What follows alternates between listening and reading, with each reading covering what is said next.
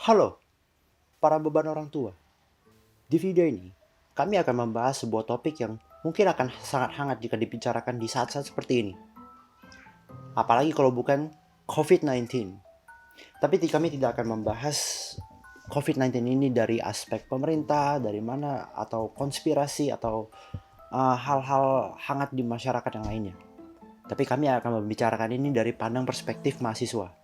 Seperti yang telah diketahui, COVID-19 itu sudah merajalela di Indonesia sejak bulan Maret dan hingga sekarang itu masih belum ada menunjukkan penurunan angka penularan dan terus naik. Protokol kesehatan dari pemerintah dan kampanye stay at home masih banyak dilanggar oleh masyarakat di Indonesia dan seakan-akan usaha tersebut tidak membuahkan hasil di Indonesia. Contohnya, di kota yang tempat saya tinggali sekarang saat ini, di kota Pontianak, angka penularan sedang naik-naiknya dan korban positif terus bertambah. Tapi, ini yang terjadi di masyarakat. Masih banyak orang keluar rumah tanpa menggunakan masker, bahkan menghiraukan adanya protokol kesehatan dari pemerintah ini. Penasaran? Saya pergi keluar untuk mengambil beberapa footage yang menunjukkan kalau ya udah kalian sendiri aja deh.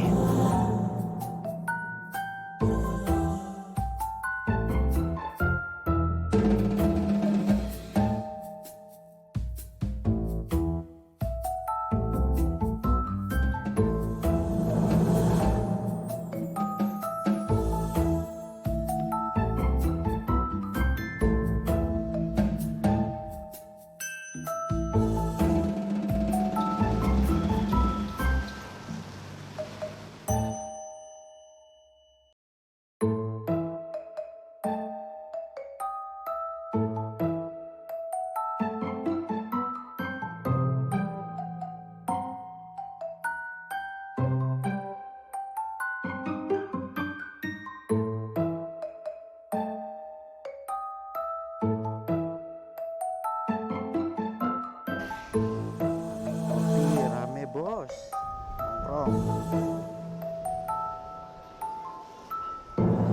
Seperti yang sudah disebutkan di awal tadi, kami ingin menyoroti permasalahan pandemi ini dari sudut pandang perspektif mahasiswa. Untuk itu, kami akan mewawancara beberapa mahasiswa yang sekiranya terdampak oleh pandemi ini. Tunggu apa lagi? Let's go shoot!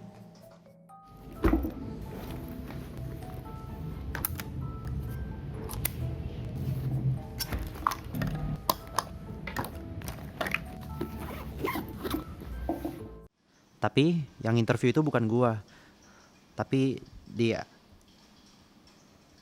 Ri. Oke, kita mulai aja nih. Oke, kenalin namaku Nicholas Stanley, panggilnya Stanley. Aku dari UGM, Teknik Mesin. Oke, UGM, wah jadi ini mantap. Umurnya berapa? Aku sekarang semester 5, sama kita kayaknya, 20. Oh sama ya, oke. Nama gue Ratih Pratiwi. Nanti Pratiwi dipanggil Ratih. Kampus Universitas Bunda Mulia. UBM mana tuh? Jakarta, UGM, ya Ancol. Tangerang. Ancol. Oh UBM mantap. Nggak jauh, Ya, nggak jauh. jauh. Kalau Oh. di daerah jauh. Oh ya, 40 kan. oke. Umur, Umur 20 tahun. fakultas? Apa sih bilangnya fokus apa ya? Pokoknya jurusan hospitality jurusan, lah, maksudnya hospitality pariwisata. Oh, semester Ya, berapa sekarang Ci? semester 5. Nama lengkap Theophilus Tandi, biasa teman-teman panggilnya Theo, itu dia. Umur ya, kalau umur 20 tahun, sekarang semester 5, kuliahnya di ITB, Teknik Sipil. Oh, kayak dua-dua. Waduh, Buat intro, cerita dulu deh tentang diri lu, hobinya apa, kegiatan sekarang. Sekarang tuh lagi sibuk apa selama pandemi ini?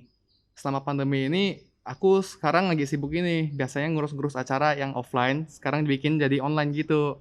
Jadi ditransisiin. Selain gitu kan sama kegiatan kuliah juga yang full online sekarang. Aku sekarang juga lagi di rumah, full di rumah kan, nggak online untuk belajar.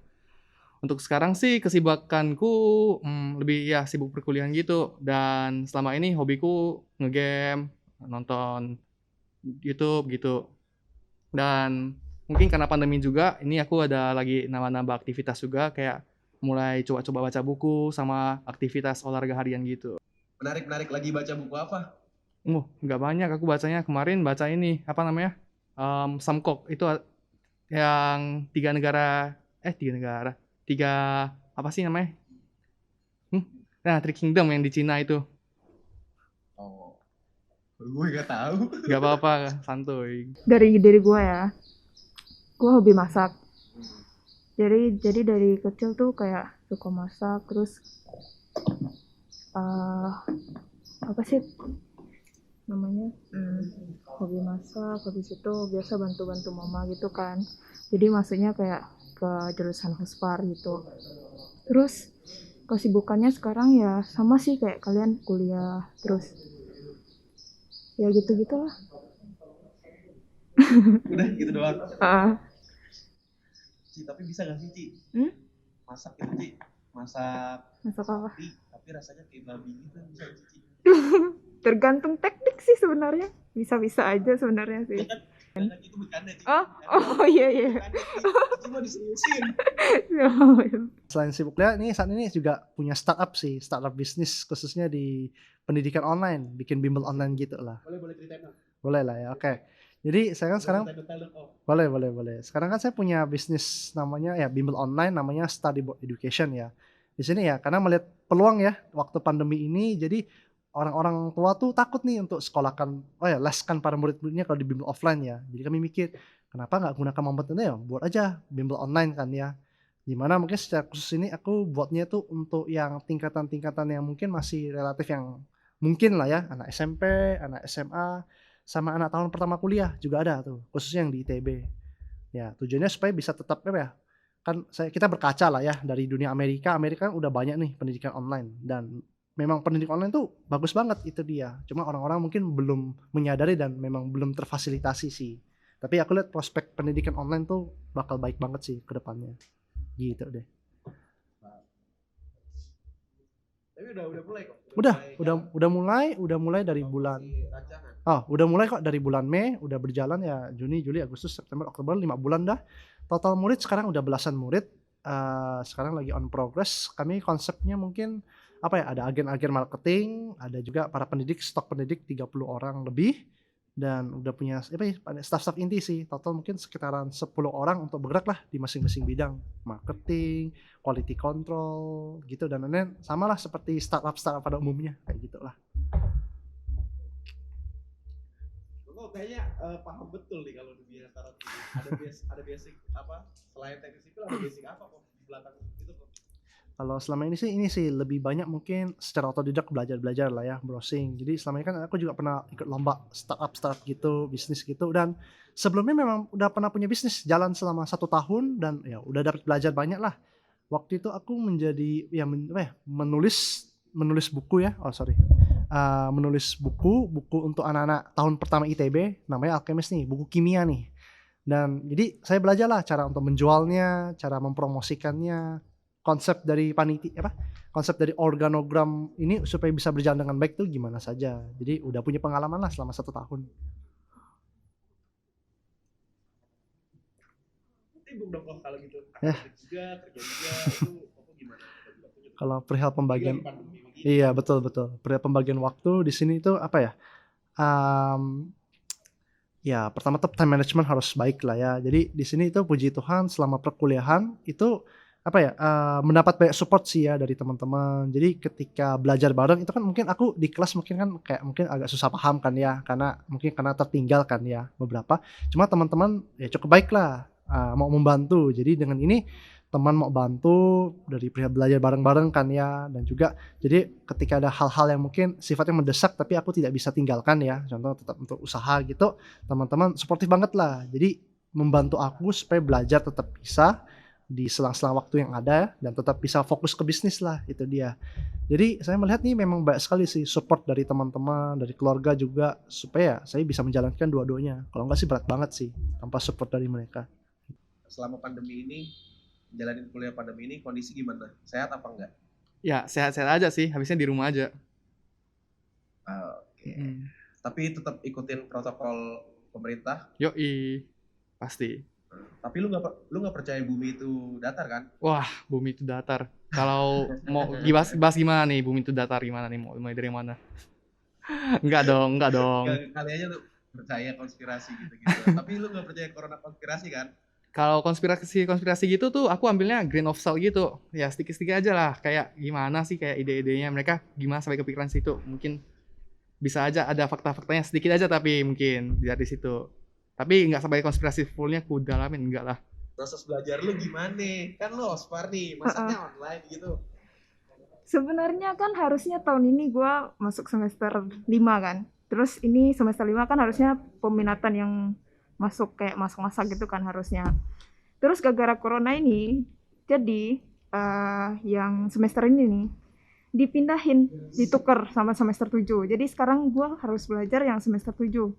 Jadi kayak mulai-mulai susun ke skripsi gitu-gitulah. Kayak bikin proposal, penelitian gitu-gitu. Harusnya kan Metodologi gitu ya, ya kayak gitulah. Harusnya kan belajar di semester 7 kan. Tapi itu gara-gara corona nggak bisa praktek. Jadi tukar gitu. Pusing sih sebenarnya. Berarti Kayak belajar Iya, statistika makanya kan gitu juga. Gila, pusing. Harusnya lagi belum ospar kan. kan. Iya, makanya. Kayak, oke. Nah, buat teknik sipil sendiri nih, Hmm, kan belajar pasti praktikum kan. betul. Kebanyakan. Betul, Itu betul. gimana tuh dalam online ini gimana kok? Jadi kalau selama ini sih kalau perkuliahan jadinya ini sih kami kan memang tujuannya praktikum kan ambil data kan ya, untuk ambil data supaya bisa diolah. Jadinya saat ini kami tidak melakukan pengambilan data, langsung dikasih oleh asisten praktikumnya data, langsung suruh olah aja. Jadi skip banget tuh, bener-bener nggak ada praktikumnya. Lapangan gitu, contohnya apa sih kalau praktikumnya ngapain sih? Kalau teknik sipil Kalau praktikum kami biasa kan kayak ya contoh pembuatan beton kan ya, beton dikasih tulangan kayak gitu. Itu harusnya tuh dipelajari tuh di lapangan. Tapi karena Covid ini jadi kami cuma dikasih apa ya? Hasil-hasilnya, hasil datanya contoh tebalnya berapa, kekuatan tekannya berapa. Dan hasil-hasil itu lalu diolah gitu doang. Cuma ya kami nggak dapat feel-nya nih. Ini seberapa kuat sih, seberapa feeling-nya tuh nggak dapat kayak gitu tuh. Jadi permasalahan. Gitu deh. itu ada tindakan nggak dari kampus? Maksudnya di split kah? Atau itu diganti mata kuliah Kalau dari di semester depan? oh, Diulang atau gimana? Ada nggak? kalau dari ITB ya, kalau mungkin secara khusus teknik sipil nggak ada, itu dia. Jadi benar-benar kayak full langsung aja ikutin, dikasih data doang, udah pelajari aja kayak gitu. Well, satu sisi ada sih pengganti substitusinya ya. Jadinya mungkin lebih banyak adanya kuliah-kuliah umum. Jadi kami lebih sering ketemu dengan para orang-orang di luar lah. Jadi walaupun nggak bisa dapat di praktikumnya, tapi bisa dapat sharing nih dari para apa ya, kontraktor-kontraktor tingkat atas lah, sharing lebih lanjut lagi ke kaminya biar tahu lah gambaran yang lebih enaknya itu gimana kayak gitu. Gitu deh. Kalau secara belajarnya sendiri nih, kalau proses pembelajarannya gimana? Materi yang disampaikan masuk nggak? Nah, itu yang kadang-kadang masalah. Apalagi kan tekniknya, teknik tadi ya, Benar. teknik Mesin. tadi ya, sorry. Yo. Mesin, ya oke, teknik mesin. Nah itu gimana tuh ya? Kan masalahnya kan teknik mesin kan butuh kayak lab gitu ya, lab praktek. Nah itu coba bisa sharing-sharing dong. Ini kadang-kadang yang bikin ngeselin juga sih kadang-kadang buat aku. Karena pas teknik mesin, kita kan pas semester 5 ini sebenarnya aku kayak yang paling aktif, semester paling aktif di sini. Di sini aku bakal kayak ada 2-3 praktikum gitu nantinya. Cuma gara-gara kendala ini kan, kita yang sekarang mau praktikum itu otomatis praktikumnya cuma bisa pelajarin secara teori aja gitu. Kitanya teori-teori aja. Gak ada solusi buat mengganti mata kuliah yang praktek itu Dari pihak kampus. dari pihak kampus belum kasih tahu sih gimana. Kita belum tahu juga karena kemungkinan ini bakal full online sampai semester ini selesai. Nggak tahu semester depan kemungkinan bakal ada ngulang lagi praktikumnya atau gimana itu belum tahu. Karena untuk sekarang kita full semua cuma online aja gitu. Mau gak mau. Terus lab gitu udah bener tuh diganti di semester 7 di semester depan. Udah dipastiin nggak tuh digantinya kapan? Katanya sih harusnya tahun depan udah mulai masuk sih. Kayak udah mulai masuk tapi tuh tetap menjaga protokol kesehatan gitu. Kalau enggak kan kayak pusing juga kan kami yang semester ini kan. Sebelumnya lu punya pacar nggak? Enggak, jomblo. Jomblo. Yoi. Lu kuliah sambil kerja nggak? Enggak, untuk sekarang belum. Fokus kuliah berarti? Iya. Untuk sekarang belum, oke. Terus kalau ditanya soal kondisi finansial, itu keadaan lu gimana? Ada kendala, apakah aman, ataukah terus juga itu berpengaruh nggak dalam lu ngelakuin belajar ini? Kayak kondisi finansial kan kayak ngaruh tuh kalau ketersediaan device bisa nggak? Maksudnya keluarga lu itu memenuhi kebutuhan lu nggak, menunjang banget nggak kebutuhan lu buat melakukan kuliah dalam masa pandemi ini? Untuk masalah finansial sendiri, sejauh ini belum ada masalah sih, karena sejauh ini yang perlu kita perlukan kan cuma kebutuhan primer, makanan gitu kan, makanan, listrik, air, sama internet aja paling gitu sih untuk sekarang. Paling yang dikurangi itu kebutuhan yang tambahan gitu, yang biasa belanjaan-belanjaan yang kayak apalah yang buat hiburan gitu, itu yang dikurangin tuh. Kalau secara finansial perkuliahan online ya, ya betul banget. Jadinya kan semua murid kan di-expect supaya punya gadget kan ya. Nah untuk kalau di perhidupan kota sih oke, itu mungkin no problem kan ya. Mungkin orang-orang masih bisa karena memang udah terbiasa pakai HP gitu dan lain-lain kan ya, memang ada. Mumpung juga kuota disubsidi kan ya sama pemerintah. Cuma kalau ya di luar tempat ya, di pedesaan gitu dan lain-lain, ya agak susah sih. Soalnya kan udah dengar kan banyak berita harus mewajibkan orang beli HP, bahkan ada yang nyolong kan ya untuk beli HP. Tentunya ini jadi suatu permasalahan sih. Saya rasa sih ya bakal mengganggu lah finansial. Kalau finansial secara garis besar sih enggak sih. Enggak Berarti nggak gimana. ada trouble ya? Enggak. Terus berarti keluarga bisa memfasilitasi dengan baik buat lu ngejalanin kuliah online ini? Bisa. Aman lah. Aman ya, Aman. berarti ya. Oke deh, kita ngomongin menurut lu itu corona itu gimana sih? Corona kayak gini? Corona ya, menurutku Iya, ataukah ada agenda apa? Agenda emang berskala global atau emang kecelakaan alam atau gimana? Ini buat intro aja nih, bahas-bahas Oke. dikit. mungkin menurutku ya, corona ini dia tuh termasuk virus yang nggak fully mematikan, nggak kayak HIV, nggak kayak Ebola gitu kan, tapi dia tingkat infeksinya tinggi banget dibandingkan dengan virus-virus lainnya dan belum ketemu cure-nya kan.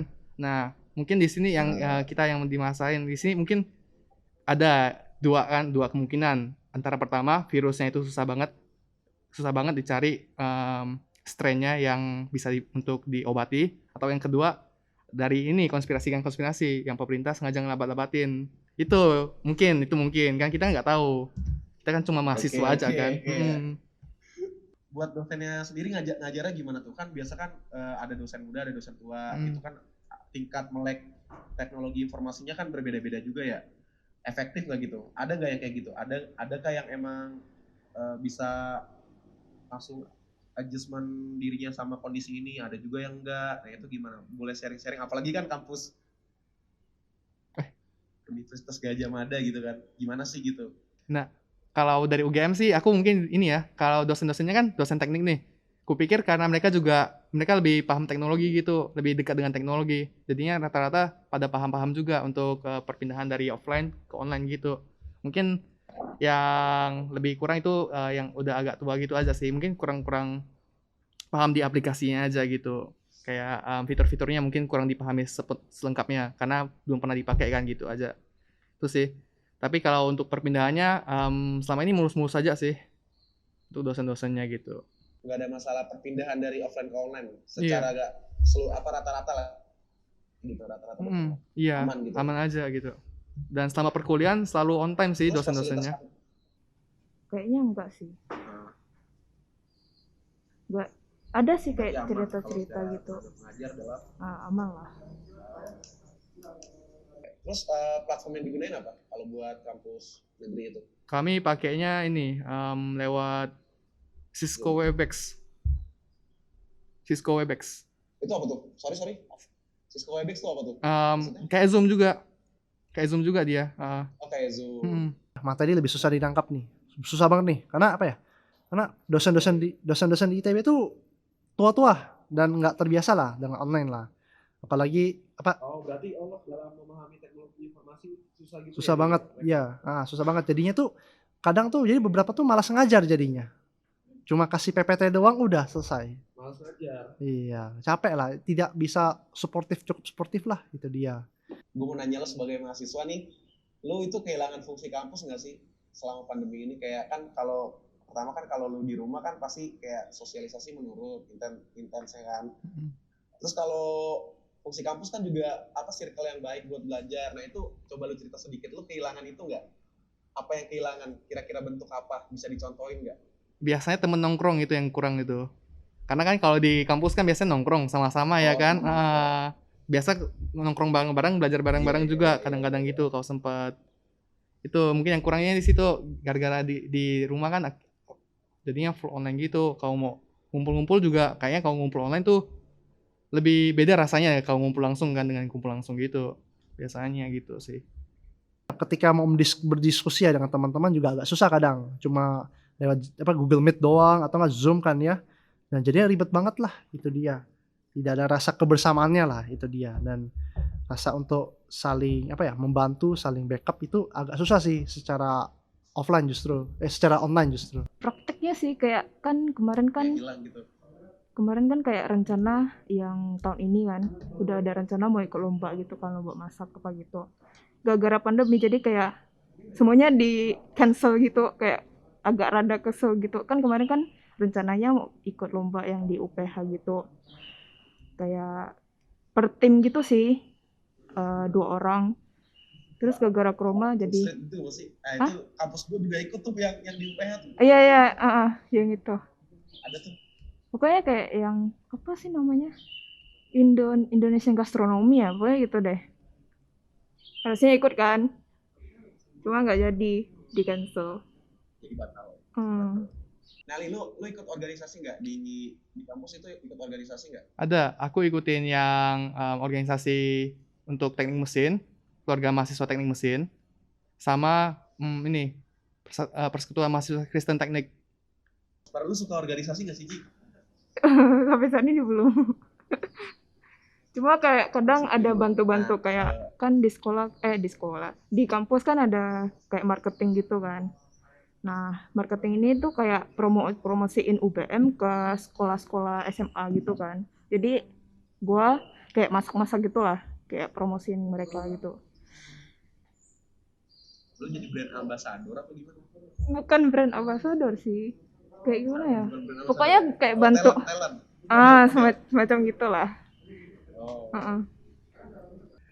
Tapi kok, saya mau nanya nih kok, gak kalah penting nih kok, yang penting banget. Iya, kenapa? Serius, jawabnya serius ya kok. Iya, kenapa? Kamu udah punya pacar belum? Belum punya pacar, belum punya. Aduh, belum. Tanya ini deh, tanya Edric deh, belum ada. Kirain punya pacar. Belum ada. Pengen, tapi belum ada. aduh. Oh pengen. Pengen. Siapa? Erlin kan kalau sekali tadi gue tanya kan dia nggak mau tuh. Kalau kamu pengen. Pengen sih, cuma ya memang belum dikasih Tuhan lah. Mungkin memang harus fokus bisnis dulu lah ya, kayak gitu. Tapi enak gak sih kuliah, lebih capek mana? Kuliah asli, apalagi buat mahasiswa teknik mesin ya, yang image-nya tuh kalau di Indonesia kayak wah bocahnya kuat-kuat lah gitulah, kayak lebih capek mana gitu? Kalau Kuliah asli atau kuliah online? lebih Kuliah capek, offline atau kuliah online? lebih capek kuliah asli sih. Cuma kuliah Lebih capek mana? kuliah online tuh lebih gak fokus gitu. Oke. Banyak distraksinya kalau kuliah online. Distraksinya banyak ya? Yoi. Contoh kenapa nggak fokus? Kenapa gitu bikin lo nggak fokus? Biasanya tuh gimana ya, interaksi antar dosen murid tuh itu beda. Lalu feeling ruangannya juga beda kan. Kalau di ruangan kelas kan kita tahu kita bisa fokusin diri kita buat belajar kan. Kalau di rumah, di ruang tamu apalagi kan biasanya tuh ya tempat santai-santai gitu. Jadi bisa kebawa suasana juga, jadinya malas ikutin pelajaran. Bisa aja gitu. Kalau ini sih ya, sekali lagi mungkin kalau secara teknik sipil lah, mungkin lebih capeknya itu tentunya lebih capek offline sih ya. Soalnya kan harus pergi ke lapangan. Kalau di ITB sendiri kami harusnya ya tiap semester tuh ada 2 hingga 3 kali tuh pergi kuliah lapangan, itu dia. Biasanya kami harus travel lah, kan di Bandung kan ya, kadang travel ke Jakarta. Pernah mentok-mentok sampai ke dari Jakarta. Dari Jakarta ke daerah inilah, lebih kiri lagi lah ya, aku lupa nama daerahnya apa. Dan di sana memang cukup capek ya, apalagi tugas-tugas gitu dan lain-lain, itu banyak lah ya asistensi. Kalau kuliah offline itu sebenarnya ya less capek, tapi ya ilmunya mungkin kurang dapat lah, itu dia. Tugas mungkin lebih banyak lah, gitu sih. Plus negatif lah. Kayak pusing. kayak biasa kan Berat. dosen. Hah? Gimana? Coba sharing dong, pusingnya kenapa pusing gitu, kenapa capek, kenapa pusing. Kayak tugasnya tuh kayak nggak mikir gitu loh. Kayak misalnya kan kita kan banyak mata kuliah tuh. Kayak satu mata kuliah belum selesai nih tugasnya, dikasih mata kuliah lain kasih tugas lagi, terus deadline-nya deket-deket dari mata kuliah itu. Misalnya satu mata kuliah, contohnya kayak mata kuliah standar usaha pariwisata deh.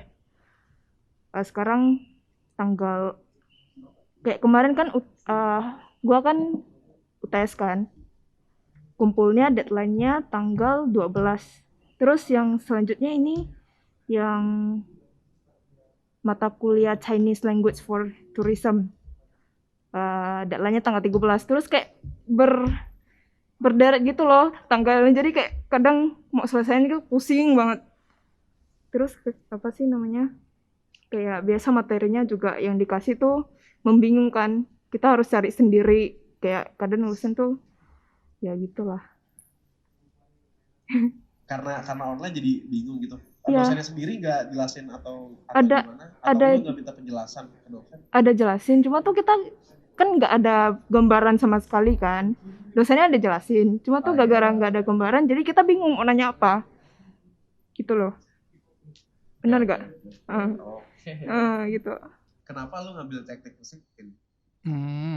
Ini gue sebenarnya ada ketertarikan sama pesawat-pesawat gitu awalnya kan. Nah, dan yang berhubungan dengan Oke. pesawat-pesawat, Oke. itu yang teknik mesin gitu.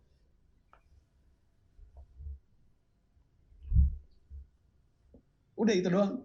Oh. Gak ada yang lain. Kalau mau jelasin lagi panjang cuy. Ada hal yang membuat lu makin termotivasi gitu kan buat belajar. Kalau dulu tuh aku punya minat banget. Gue minatnya kuat banget di fisika gitu. Ya, di fisika. Gue suka banget belajarin fisika, termodinamika, lalu di bagian fisika struktur gitu. Gue suka bagian situ. Cuma mungkin pelan-pelan terkikis ya akibat kesulitan yang di kuliah gitu. Cuma masih ada. Itu yang motivasiin sih. Kadang naik turun juga sih untuk motivasinya. Ya gitulah. Terus bisa nggak tuh lu mempertahankan kayak fokus lu itulah selama kayak survive lah, cara lu survive kira-kira gimana gitu kalau cara lu survive menjalani pandemi ini kan? Dalam belajar. Gua juga malas-malesan kan, kayak wah ada PS gue main PS, ada HP gue main HP. Jadi kayak antar aja lah gitu belajarnya. Ada nggak gitu tips atau cerita gitu dari lu?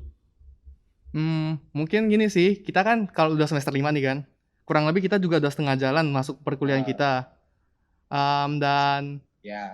Kadang-kadang kalau kita pas udah setengah ini juga pas masuk masa-masa yang paling berat gitu, rata-rata ya untuk semua mahasiswa yang semester 5, semester 6 gitu kan. Ya nggak biasanya. Betul, Nah, saya setuju. ya kan Mantap. biasanya mulai jenuh, aduh udah tahun ketiga capek banget kuliah kan, yang kita awalnya maba semangat, wah pertama kali coba kuliah, sekarang udah kayak rasanya mulai jenuh gitu. Kadang-kadang itu perasaan yang kayak udah setengah jalan ini bisa jadi motivasi, wah udah setengah jalan aku gak boleh stop momentum ini gitu, mungkin itu sih yang pertama. Terus lu ada hal yang lu mau keluhin nggak selama belajar online ini? Apa gitu yang paling berat gitu yang lu mau keluhin? Trouble terbesar lu gitu? Paling berat, nggak ada sih ya. Paling fokus Jomblo, belajar aja paling berat gitu. jomblo. tapi nggak ada niatan mau pacaran? Nggak ada, aku sampai sekarang belum. Makanya kalau pacaran distraksi mungkin takutnya. Kayaknya bukannya juga gimana ya? Aku juga sibuk banget organisasi kan. Takutnya kalau tambah pacaran tuh susah ngebandingin prioritasnya gitu loh. Aku belum siap ngebandingin prioritasnya gitu kan. Nah, ntar dari doinya minta kita ada waktu, tapi kita gak ada waktu. Lah gimana ini? Berarti kalau kayak gitu pacarnya lu salah milih pacar dong. Masa pacar lu nggak tahu prioritas pasangan? Ya, aku jaga-jaga aja gitu kan. Ya kan? Jaga-jaga aja. Kalau gitu kan bisa aja beban emosional, jadinya makin berat ntar kuliahnya. kalau kondisi kayak gini ada nggak gitu yang harus disalahin? Kalau ada siapa dan kenapa disalahin? Kalau menurut lu? Kalau menurut gue nggak ada sih, nggak ada salah sih. Kayak nggak ada yang perlu disalahin. Hah? Ya, kenapa gitu? Kenapa ada argumennya nggak gitu? Kenapa lu bisa bilang ini nggak ada yang disalahin? Bingung sih sebenarnya argumennya apa. Karena apa ya? Kenapa ada nggak? Nggak tahu. Menurut gue sih nggak ada Nggak sih. tahu deh. Nggak tahu. Oke. Nah terus nih, ini sih kira-kira kalau menurut lu kondisi kayak gini ada yang patut disalahkan nggak? Kalau ada siapa dan kenapa? Yang patut disalahkan ya. Sebenarnya kalau kita mau gampang kan pemerintah yang salahin pasti pertama tuh. Karena mungkin efek-efeknya kan belum jelas-jelas nih Itu corona. Kayak nggak? Paling sederhana ya kan? Iya. Cuma kalau kita pikir lagi akibat virus ini yang emang tingkat infeksi tinggi dan masyarakat ini kita kan nggak bisa kenalin semua masyarakat lengkap nih, ya nggak sih? Kita harus Betul. Setuju. kalau kita terlalu kendaliin dipanggil ini apa namanya fasis, authoritarian gitu. Kalau kita terlalu kendaliin, ya kan? Kalau kita terlalu bebasin nggak responsif, nggak bertanggung jawab. Kadang-kadang ya titik bagusnya ini penegur aja. Yang mungkin pemerintah kita lagi coba juga negur, walaupun emang nggak bisa efektif sepenuhnya menekan corona, setidaknya ada yang bisa diberikan gitu. Dan ini kalau salahnya salah di bagian semua juga sih, pemerintah mungkin, masyarakat juga bisa. Dan yang bisa kita lalui mungkin ini bisa jadi pelajaran aja sih buat kedepannya. Mungkin kalau untuk virus-virus yang kalau kayak gini, kita harusnya bisa hentiin pas bagian awal aja gitu. Mungkin harapannya gitu sih. Tapi lu nggak mau nyalain kampus gitu? Ada potongan nggak gitu Waduh. dari kampus? Sebenarnya ya kampus juga gimana ya kalau kita mau minta mereka potongan karena ini harusnya justified gitu ya kita kalau minta potongan dari kampus karena kan otomatis fasilitas kampus kan kepotong semua ya Kak. Kita jadinya full online, Iya betul. labnya nggak bisa diakses sama sekali. Jadinya kayak mungkin ada justify gitu. Tapi aku nggak tahu sih gimana struktur kampus berjalan, mereka pendapatannya dari mana dan kalau dari kampus negeri juga itu ada potongan dari negara juga gitu, udah subsidi sedikit dari negara. Jadi kayak aku kadang-kadang Nggak. gimana? Kadang-kadang aku lebih ambil ikut arus aja gitu sih. Karena aku nggak tahu paling bagus aksinya gimana. Kadang-kadang aku belum bisa konklusiin apa yang harus kulakuin yang paling bagus gitu sih. 5 tahun depan selain nggak usaha lu mau ngapain? Nggak usaha makanan. 5 tahun depan pengen kerja di hotel dulu sih, kayak ngincer jadi eksekutif chef dulu, terus baru sambil ngumpulin duit buat buka usaha. Itu deh. Itu lu merasa ada yang sesali nggak sih karena pandemi itu kayak gara-gara di pandemi ada sesuatu yang nggak bisa capai gitu kayak obat atau Itu contohnya, salah satunya. lomba itu doang. Tapi itu contohnya. Oke.